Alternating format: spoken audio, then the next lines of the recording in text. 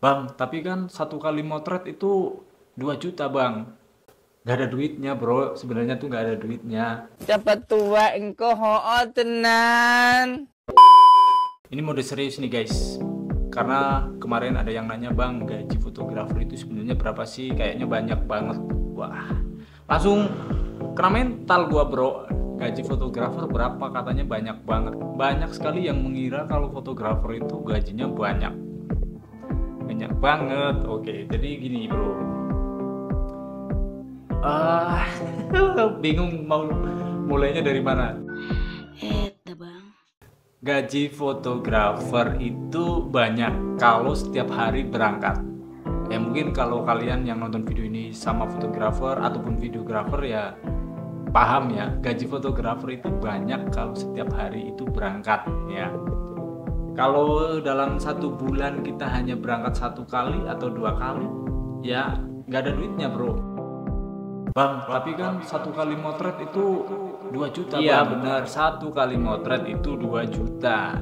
Tapi itu kan nggak bersih bro, itu kotor, masih harus dibagi freelance, bayar freelance nih.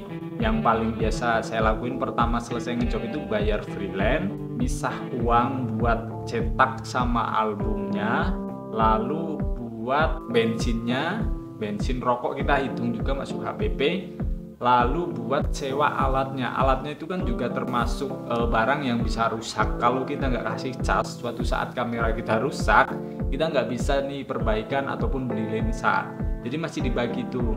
Lalu masih dibagi untuk jasa kita motret di lapangan, lalu jasa kita buat ngedit di rumah, itu dibagi 6 tahap ini, dan sisanya baru itu profit kita. Dan 2 juta dibagi 6 tahap ini ya sisa berapa, karena 6 tahap ini juga beda-beda ya, harga freelance setiap daerah beda, harga cetak setiap daerah beda, ongkos editing setiap daerah juga beda, ongkosin kas untuk alat yang kita bawa pasti juga beda setiap daerah, dan setiap fotografer juga punya range kasnya masing-masing ya, karena semakin mahal alatnya ya mungkin cas yang dipakai buat kamera, alat, flash dan lain juga bisa jadi makin mahal gitu.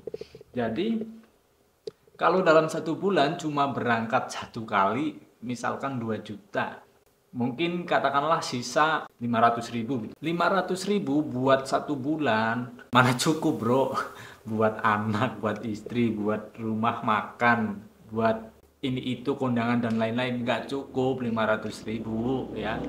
Itu kita sekali berangkat katakanlah profit 500.000. Kalau kita bisa berangkat setiap hari selama 30 hari, ya 10 hari aja kita kan ya 5 juta gitu, itu udah lumayan. Tapi kan sekelas fotografer seperti saya ini kan nggak bisa berangkat full ya. Kenapa nggak bisa berangkat full? Ya kan ada persaingan harga sesama fotografer, ada yang jual lebih murah dari saya, otomatis MUA vendor juga kadang milih yang lebih murah gitu.